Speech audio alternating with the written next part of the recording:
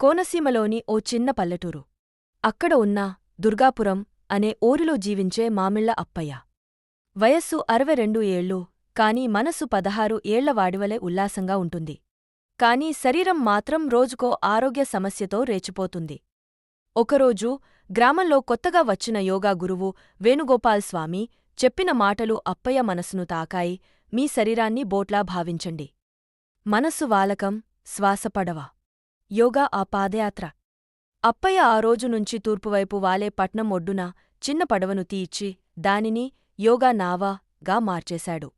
ప్రతి ఉదయం వేకువజామున నీటిపై సాగే ఆ నావపై పెనం రాయలతో యోగా పాఠాలు, శ్వాస వ్యాయామాలు, ధ్యానం చేయసాగాడు.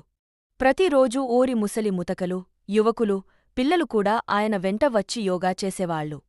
కొద్ది రోజుల తర్వాత ఊరి వారందరూ వాట్సాప్ యోగా టీచర్ గా పిలిచేవాడు. ఎందుకంటే ప్రతి కొత్త ఆసనానికి ఆయన ఒక నానా జోకుతో వీడియో చేస్తూ పంపేవాడు.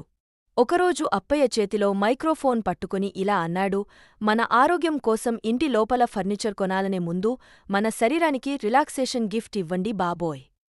ఆ ఊర్లో ఇప్పుడు మిస్సవ్వలేని యోగా నావ మేళా ప్రతి ఆదివారం ఉదయం నిర్వహించబడుతుంది. ఆ నావలో చక్కటి నవ్వులు, నియమాలు, ఆరోగ్యాల వడకలిసిన ఒక జీవనయాత్ర సాగుతుంది.